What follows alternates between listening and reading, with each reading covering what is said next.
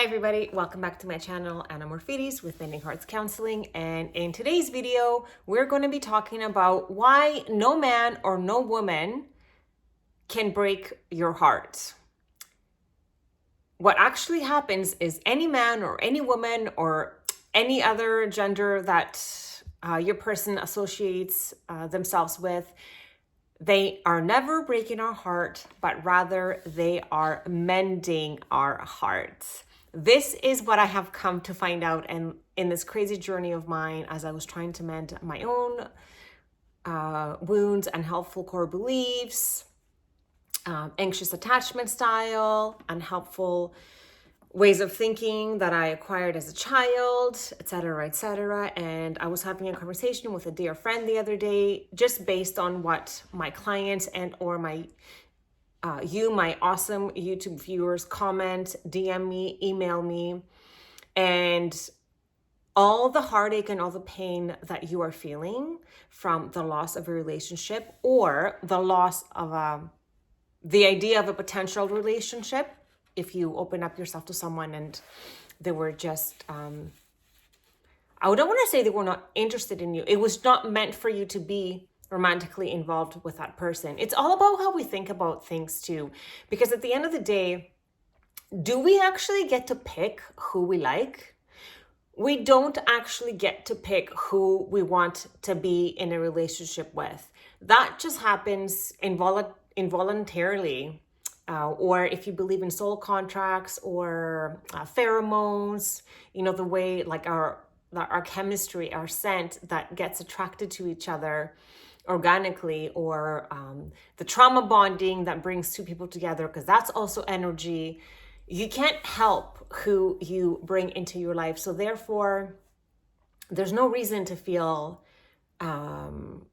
rejected or unwanted, uncared for, all these things, because can you pick and choose who you like? I feel I had so many people come towards me that were interested and I just wasn't, and I wish I could make it happen, but like it just wasn't, I wasn't feeling it. That feeling was not there present for me. And it didn't mean that that person was not awesome or generous or good looking, smart, everything.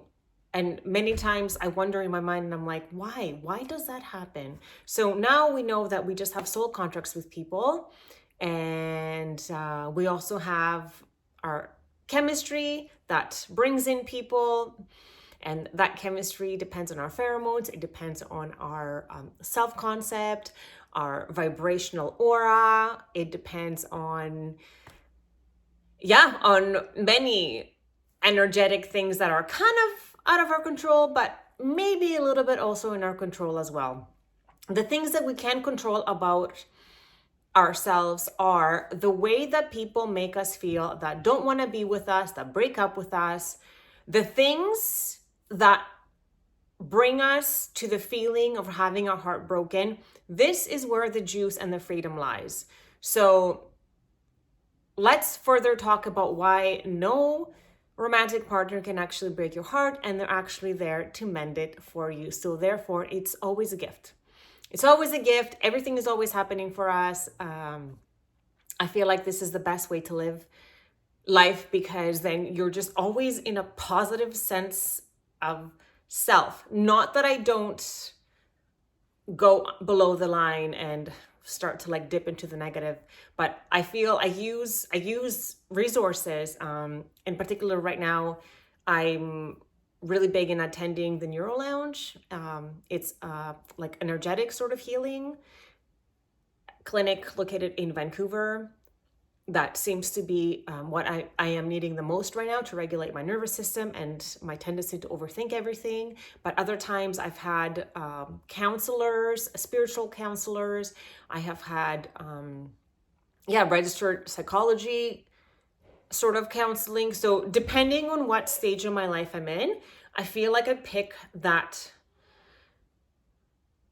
I shouldn't pick. Somehow, I'm just brought to that therapeutic environment to help me make sense of what is going on and alleviate the negative feelings so then I can turn them into more positive thoughts, understanding why I am the way that I am, making sense of things, normalizing things, so then I can get out of that hole that I want to get into with my overthinking. So we're gonna go. So I wrote it all down. So, and this is like based on experiences that I've had with clients and or people that I've worked with on YouTube. So this is why no one can break your heart. So say that someone has broken up with you and right, they're mending. If somebody leaves you and you feel like you were abandoned, rejected, left behind, the way that they're mending your heart is by healing your abandonment wound. This is the gift that they're showing you. So they're mending your heart and soul from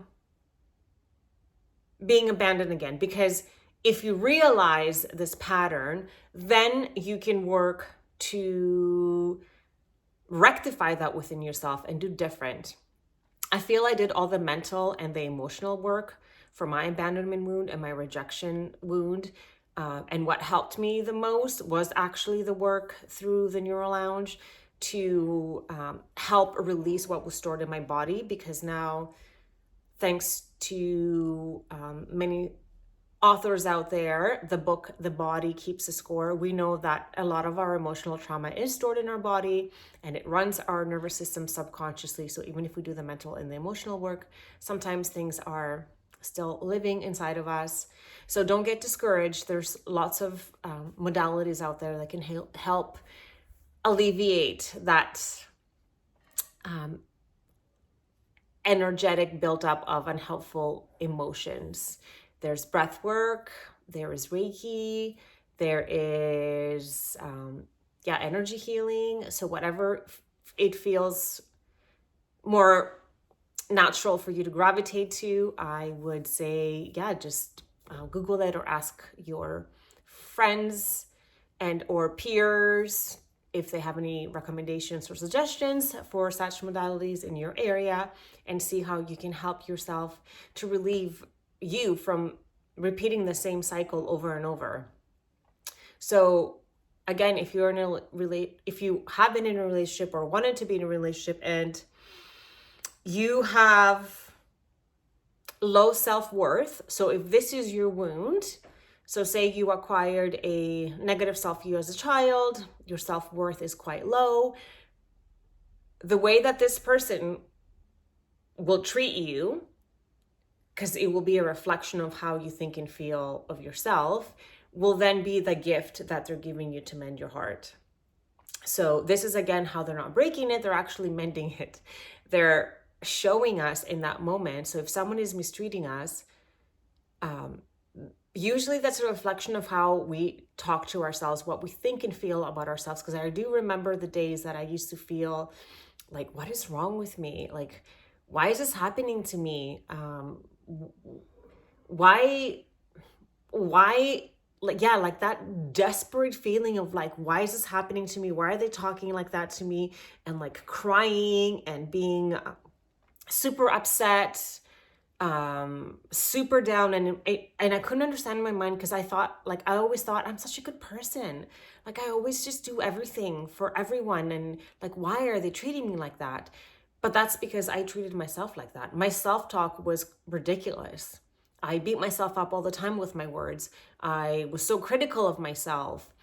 I didn't love myself. I didn't have boundaries. I let people step all over me, because when we do everything for everyone else all the time, that is also a sign of low self-worth, because you're doing things for other people, but sometimes we neglect ourselves in those situations. And when we want to say no, we actually say yes. That usually signifies a low self-worth, because you want to be loved and accepted. So you might just do everything and anything that you possibly can to be an overpleaser, to fill that wound within yourself. So again, in essence, if someone is mistreating us, this is the gift that they're giving us when it comes to healing and mending our heart instead of breaking it. So the other thing is, if you have an anxious attachment style, right, like myself, a person with an anxious attachment style, the way that my romantic partner would mend my heart is by breadcrumbing me. I know it sounds really weird, but because I'm anxiously attached, I'm attaching to someone in an anxious way. It's not healthy. I'm attaching to someone because I want them to because I feel like they're my happiness. I can't live without them. I need them. I want them. I think about my life without them, and my life without them just feels so incomplete. That is a sign of you having an anxious attachment style, and that stems from childhood when we were not able to securely attach to our parents. There's so much that's going on in our body chemically wise that literally, like, our dopamine levels, our oxytocin levels, like, they all get really excited by the presence of someone that can basically, like, be what we didn't have as a child.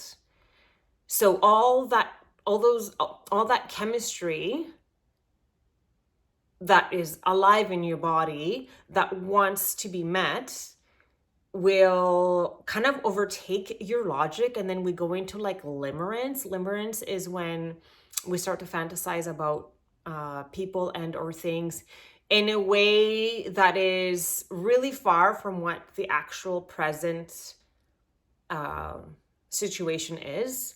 So like if I just met someone and I'm imagining us living happily ever after together, and the house that we're gonna have, or how we would be to like live together and be together, and making me feel the things that I've been wanting to feel for so long, then I know this is limerence. That's not actuality, because when we're securely attached, we don't have any lack of anything from within us. We have all the good feelings from inside of us. Like, we can make ourselves feel good, so we don't become dependent or attached to someone or the hope of someone filling our needs that were not met when we were a child. So now there is deep hope that this person can do that for us. So that's basically what's happening on a neurological level there with anxious attachment. So the way that this person is going to help you by breadcrumbing you hot and cold, by showing up inconsistent, because usually an anxious attachment style person will attract an avoidant, and that's what avoidants do. They come in and then they go away, come in and go away because of their own woundings. Like, they have I actually made a video about this. I'm going to link that below, about what it means to do the anxious attachment style and the avoidant style person dance in a relationship. And I'm also going to put a video in there. What was I saying before that's really important? Oh yeah, about anxious attachment style, to really understand what's going on. So this is how this person is gifting you the opportunity to mend your heart in that moment, is to show you that if you feel anxious in a situation, that this is coming from within, and it would be best to be worked out, because once you cross into the secure attachment style type of like being, then everything feels a lot different. It doesn't feel like you have to worry if this person is going to get back to you, if they like you, should you be reaching out, am I reaching out too much? Like, all these thoughts and feelings of insecurity, overwhelm, overtaking your logical mind, like taking up a lot of your space and time. All those feelings will slowly go away if you heal your secure attachment style. And I'm going to put some modalities underneath that have helped me heal my secure attachment style. And of course, therapy does that wonderfully as well.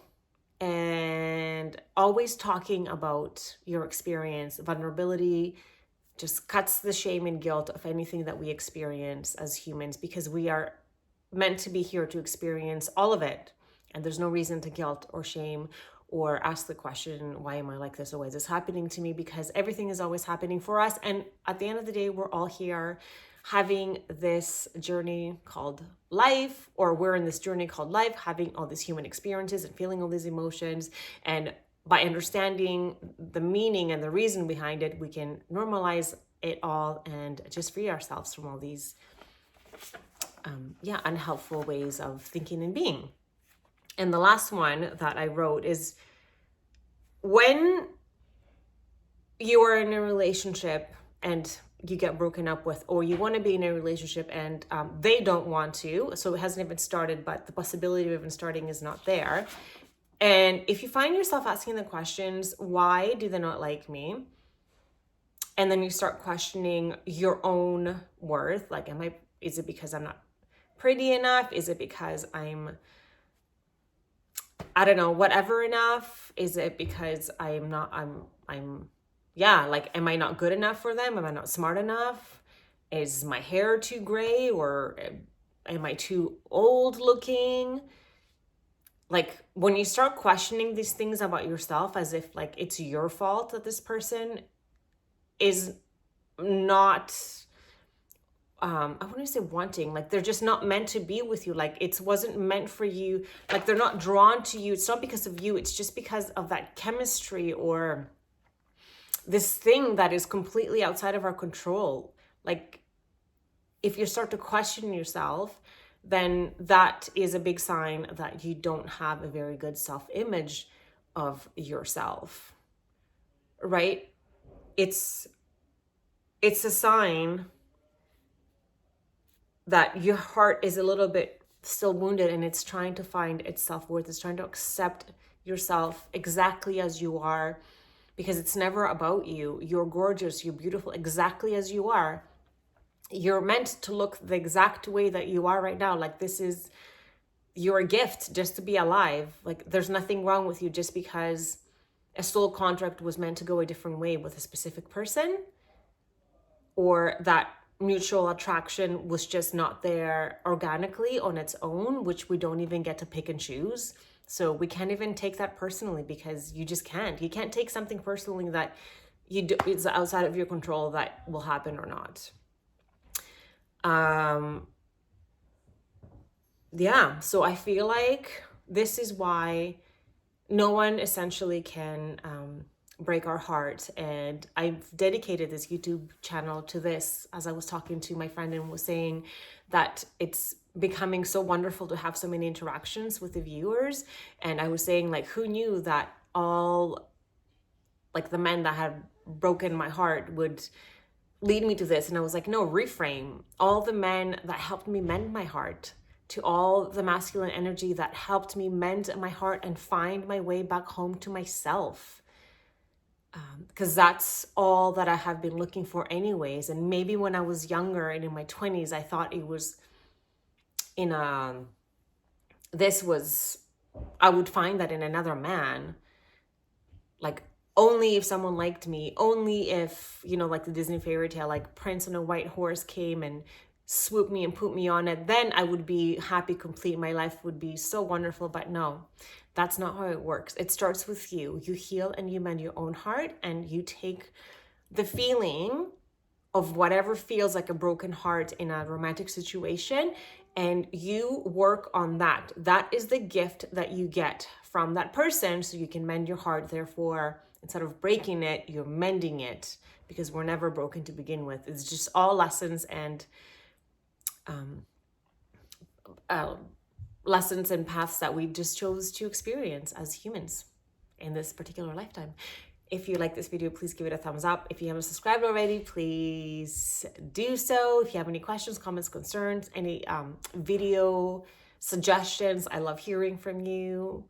And as always, with all my gratitude, I love you, and I'll see you next time.